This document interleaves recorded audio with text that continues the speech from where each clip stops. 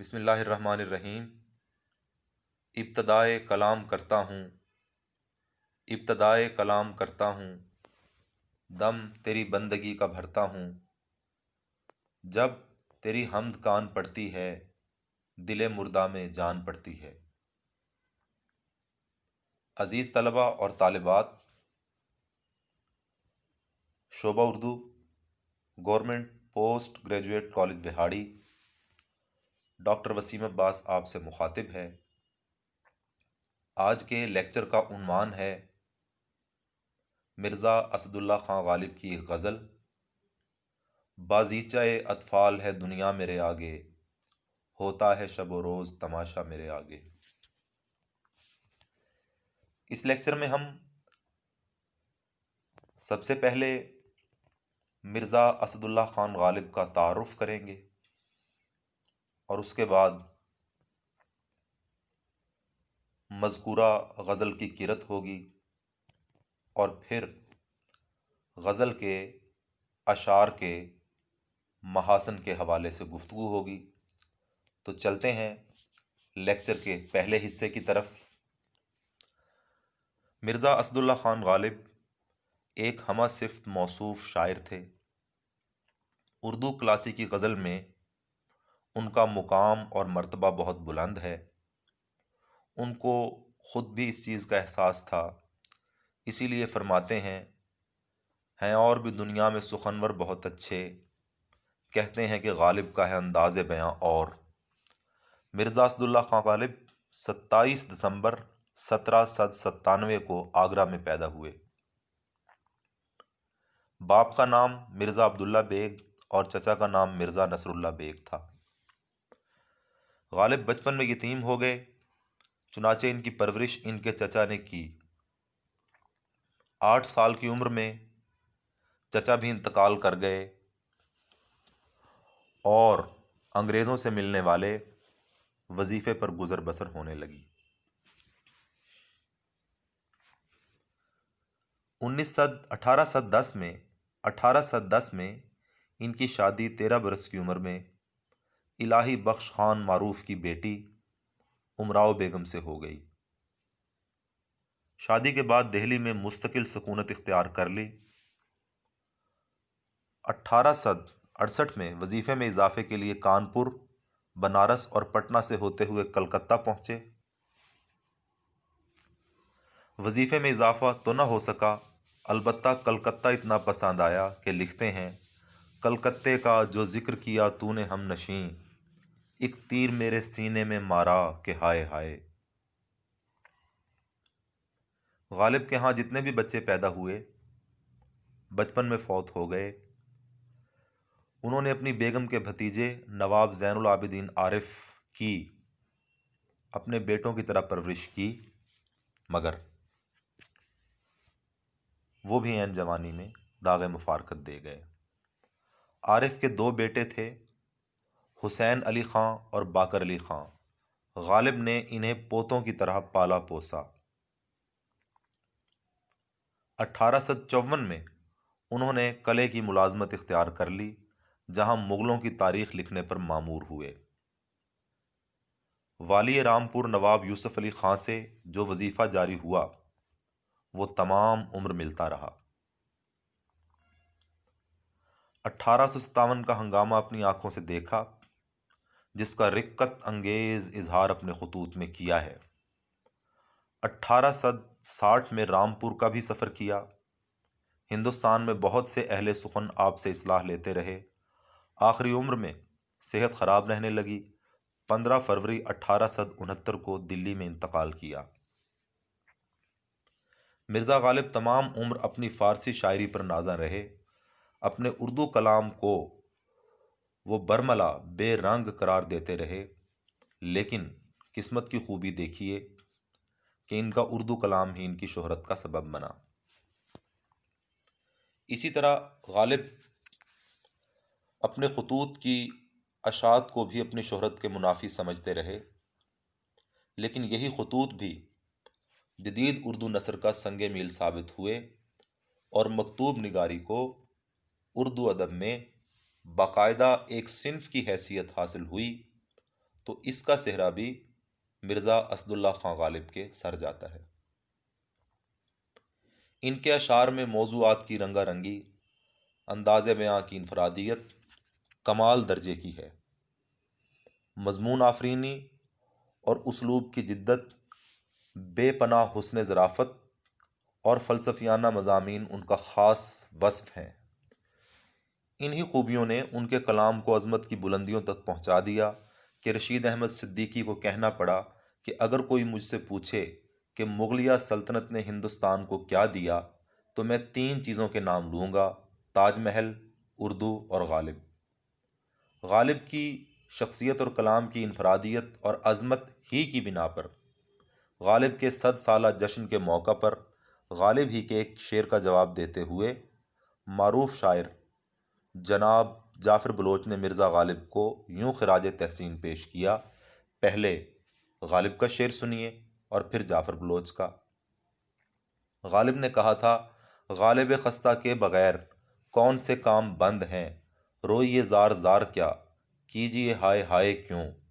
جعفر بلوچ نے کہا: غالب خستہ کے بغیر سارے ہی کام بند ہیں، روئیے زار زار بھی اور کیجیے ہائے ہائے بھی۔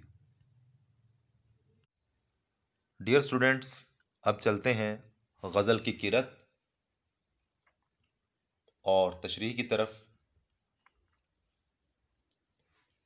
بازیچہ اطفال ہے دنیا میرے آگے، بازیچہ اطفال ہے دنیا میرے آگے، ہوتا ہے شب و روز تماشا میرے آگے۔ ایک کھیل ہے اورنگ سلیماں میرے نزدیک، ایک کھیل ہے اورنگ سلیماں میرے نزدیک، ایک بات ہے اعجاز مسیحا میرے آگے۔ جز نام نہیں صورت عالم مجھے منظور، جز وہم نہیں ہستی اشیاء میرے آگے۔ ہوتا ہے نہاں گرد میں صحرا میرے ہوتے، گھستا ہے جبیں خاک پہ دریا میرے آگے۔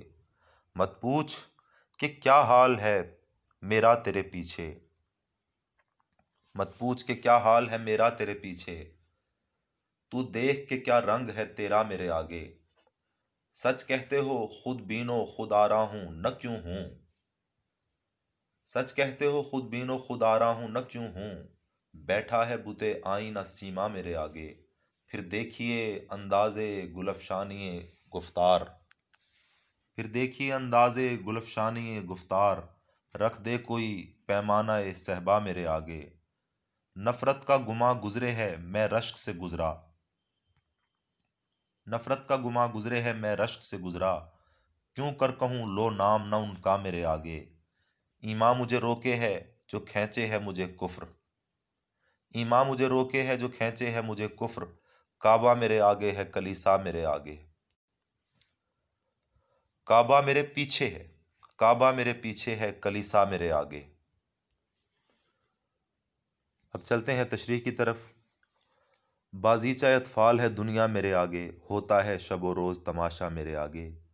یعنی یہ سارا کاروبار دنیا میرے آگے ایک بچوں کے کھیل کی حیثیت رکھتا ہے، اور یہ سب کچھ زمانے کے اتار چڑھاؤ، عروج و زوال، کاروبار زندگی میرے لیے ایک تماشے کی حیثیت رکھتا ہے۔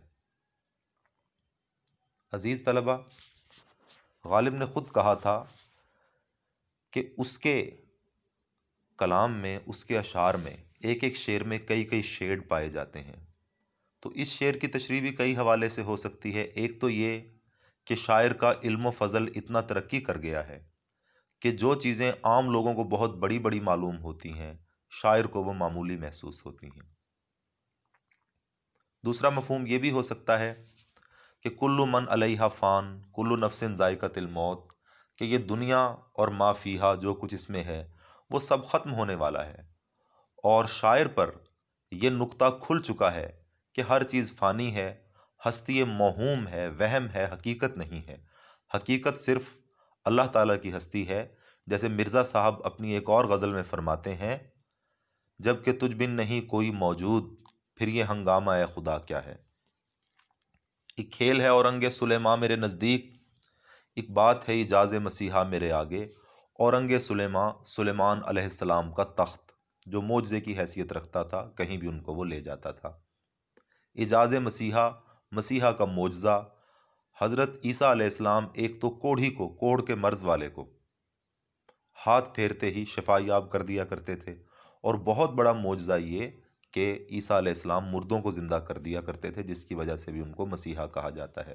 یہاں مرزا صاحب فرما رہے ہیں کہ اورنگ سلیماں ہو یا اعجاز مسیحا ہو، میرے نزدیک ایک کھیل ہے، ایک معمولی سی بات ہے، کیونکہ دنیا میں جو کچھ ہوتا ہے اور اللہ تبارک و تعالیٰ جو کچھ کر سکتا ہے، اس کے آگے ان اشیاء کی کوئی حیثیت نہیں۔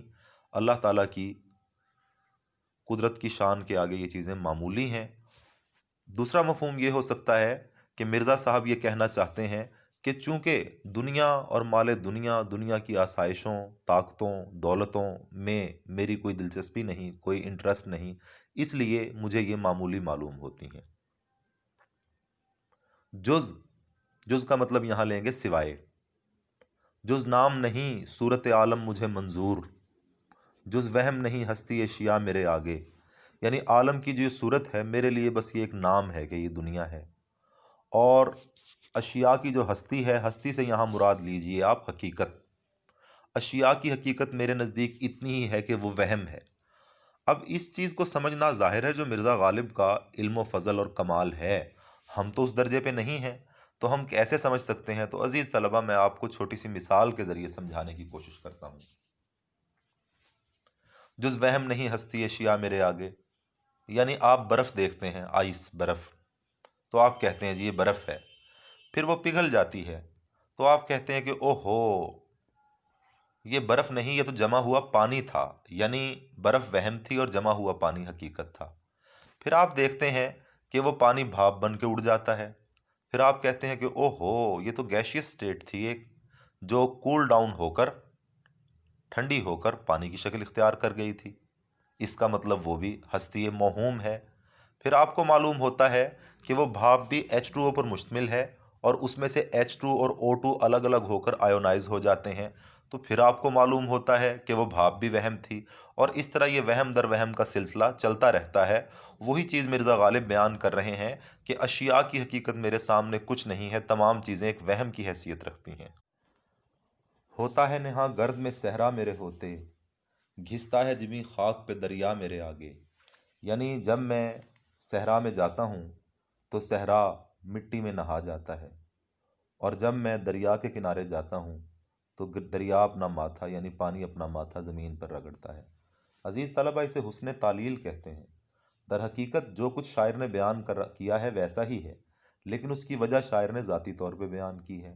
جیسے میں کمرے کے باہر سے آتا ہوں، لائٹ گئی ہوئی ہے، سب گرمی میں پریشان ہیں، جیسے ہی میں آتا ہوں لائٹ آ جاتی ہے تو میں کالر کو ہاتھ لگا کے بولتا ہوں کہ دیکھا، میں آیا تو لائٹ آ گئی۔ در حقیقت میں آیا ہوں اور لائٹ آئی ہے، لیکن لائٹ کے آنے کی وجہ میرا آنا نہیں ہے۔ یہاں بھی یہی ہے کہ پانی تو ظاہری بات ہے وہ خاک پہ ہی اپنا ماتھا رگڑے گا، اور صحرا ظاہر ہے گرد کے اندر ہی آلود ہوگا، لیکن شاعر یہ کہتا ہے کہ جب میں جاتا ہوں تو ایسا ہوتا ہے۔ مت پوچھ کہ کیا حال ہے میرا تیرے پیچھے، تو دیکھ کے کیا رنگ ہے تیرا میرے آگے۔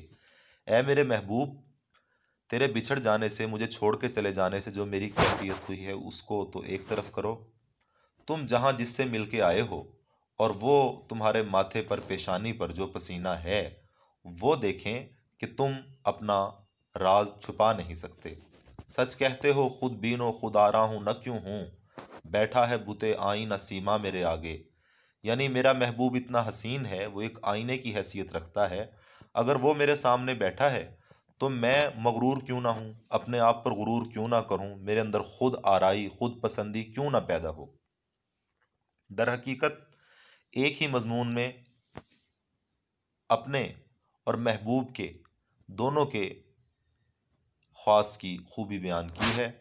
پھر دیکھیے انداز گل افشانی گفتار، رکھ دے کوئی پیمانہ صہبا میرے آگے، گل افشانی پھول بکھیرنا، گفتار گفتگو، صہبا صراحی، کہ میرے سامنے اگر شراب کا جام موجود ہو اور وہ مجھے میسر آئے تو پھر دیکھیں میں کتنی خوبصورت گفتگو کرتا ہوں۔ تو مراد اس سے یہ ہے کہ جام میں کو پینے سے جو ایک بے خودی کی کیفیت پیدا ہوتی ہے، اس میں نت نئے مضامین شاعر کے دل میں آتے ہیں، اس کے ذہن و خیال میں وارد ہوتے ہیں۔ نفرت کا گماں گزرے ہے، میں رشک سے گزرا، کیوں کر کہوں لو نام نہ ان کا میرے آگے۔ غالب کے ہاں رشک جس انتہا پر نظر آتا ہے، آپ اسے جیلسی ان لو کہہ لیجئے، محبت میں ہونے والا حسد یا جیلسی، تو وہ دیگر تمام شعراء سے ممتاز ہے۔ اب یہاں وہ یہ کہہ رہے ہیں کہ میرے آگے کوئی اس کا نام بھی نہ لے، یعنی میرے سوا کوئی اس کا نام لے تو مجھے بڑی تکلیف ہوتی ہے۔ نفرت کا گماں گزرے ہے، میں رشک سے گزرا، کہ رشک کی میں آخری حد سے گزر گیا۔ اب سامنے والے کو جب آپ روکیں گے کہ اس کا نام نہ لو، تو سامنے والا فوری تو یہی سمجھے گا کہ نفرت ہے۔ جیسے اگر ہم کو کسی سے شدید نفرت ہوتی ہے تو ہم یہی کہتے ہیں کہ بھائی میرے سامنے اس کا نام نہ لینا۔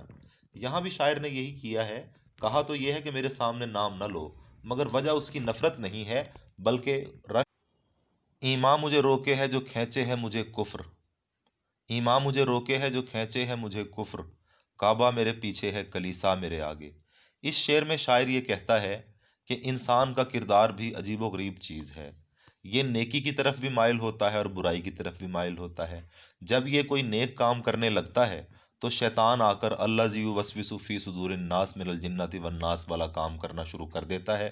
اس لیے شاعر کہتا ہے کہ کعبہ میرے پیچھے ہے کلیسا میرے آگے، کہ نیک کام کے اندر کوئی نہ کوئی تاخیر اور تعطل ہو سکتا ہے، لیکن برائی ہر وقت انسان کے سامنے کھڑی ہوئی ہوتی ہے۔